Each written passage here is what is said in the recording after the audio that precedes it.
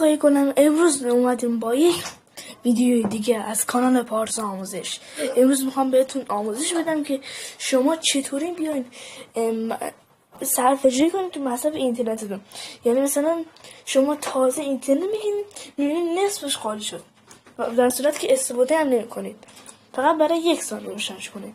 امروز میخوام یکی از روش‌ها رو بهتون یاد بدم تا در مصرف اینترنتتون صرفه‌جویی شه.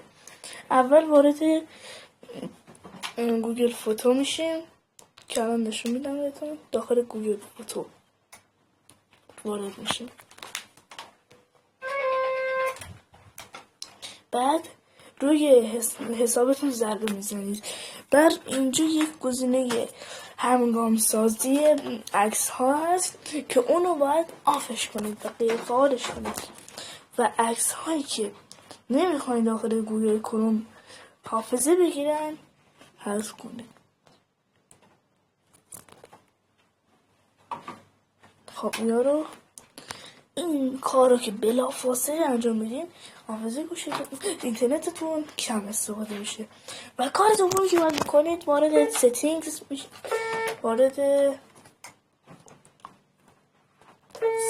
میشید.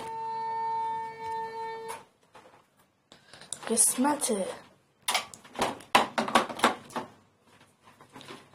کانکتینگ اشرینگ وارد اینجا میشین. قسمت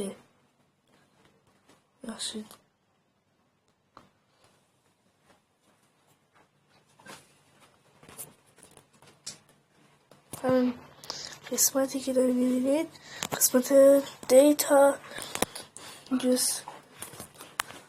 خب مصرف این ماهتون رو میزنید رو این ماهتون. الان میبینید سیم 2 من که دیدم خالی کرده بود، نگاه میکنم آها 930 مگ برده. چی بوده؟ برنامه سیستم بوده، مارکت بوده، بازار بوده.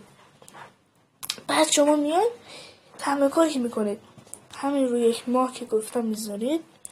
بعد برای هر سیمی که دوست داشتید، مثلا سیم 1 یا وای فای، رو برنامه سیستم میزنید. همه اینا رو قیپان کنید. بیاید از پیام ها کروم، مای بروسر یا همون اسمش همین مپ، گوگل مپ، گوگل آب و هوا، مثل جیمیل، گالری غیرواقعی، آپدیتر، فین درایو که پیدا کردن دستگاه و خیلی چیزای دیگر. با اینم و اگر میخواید بعضی از برنامه‌های دیگه‌تون رو بکنید، وارد قسمت اپس میشید. قسمت اپس رو ضربه میزنید. بعدی که روی این قسمت ضربه میزنید، یعنی قسمت منیجر اپس. بعد وارد این قسمت میشین و هر چیز ریز و مصرف اینترنت غیر فعال کنید. چطوری؟ مثلا من بعد از ضربه میزنم وارد چه قسمتی میشم؟ وارد قسمت کانکتیون مداد میشم. وارد این میشم و مصرف سیم 1 و سیم 2 رو غیر فعال میکنم.